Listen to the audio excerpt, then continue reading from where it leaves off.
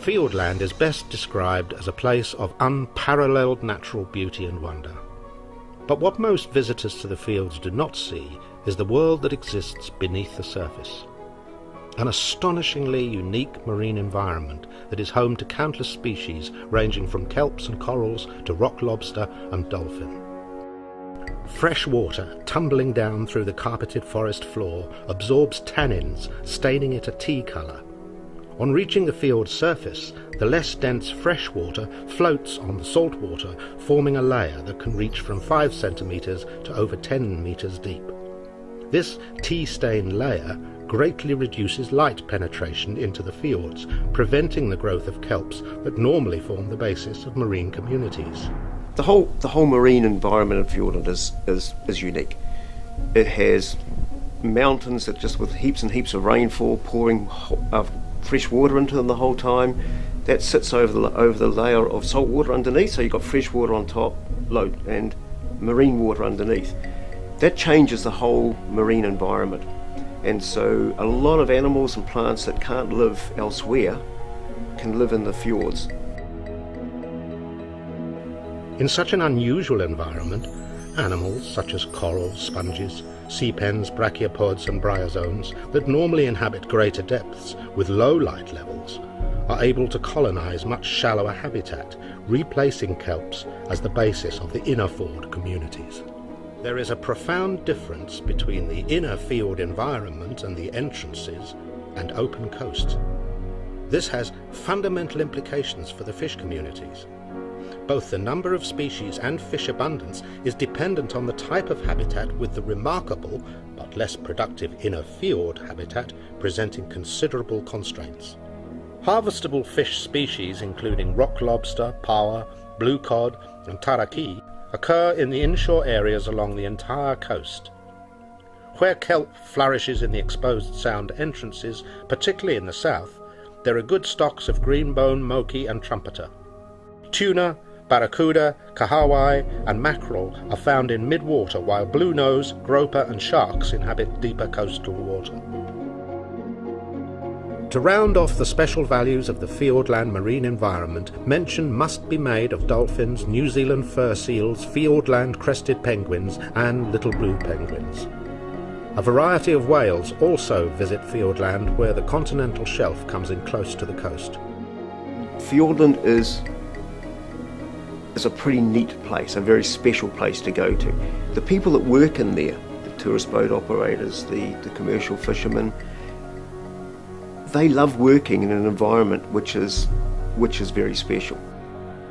Now, china shops are incredibly special, vulnerable areas within the fjords. They're generally on the vertical walls, and they have a lot of, they're all animal communities. There aren't any plants there.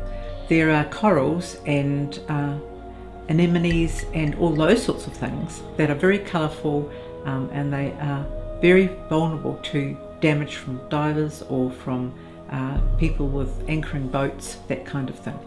And the reason they're so important is because there are so many unusual and different species in those little groups that you would never normally see. So that's why we call them china shops, because we didn't want any balls in those. As pressures on both marine and terrestrial ecosystems increase throughout the world, I think the more we can do to ensure however we're managing an area is sustainable is going to be for the benefit of the current generations, but also for the future generations. And that's obviously echoed in the Guardian's vision for the area. It's about protecting and looking after the area for future generations. Expeditions into the Fiordland area date back many decades, yet even today the majority of what lies beneath the surface remains undiscovered. We discovered that special environment way back in the late 1970s. There were several TV documentaries about it. Jacques Cousteau brought the Calypso in to look at the fjords because it was so special, uniquely so. So above land, we know when things disappear, when things go bad, if you like. Under the water, it's much more difficult to see things, much more difficult to understand things. We also don't know we've probably got a lot of species in Fiordland, for instance, that nobody has ever seen before. We did a deep dive with a submarine last year. 95% of the species that we saw on the video footage could not be identified by experts in New Zealand or overseas. So there's a huge amount of unknown there, and that can lead to a whole lot of angst, if you like. Are we looking after it properly? Is it still going to be there for our grandchildren's grandchildren?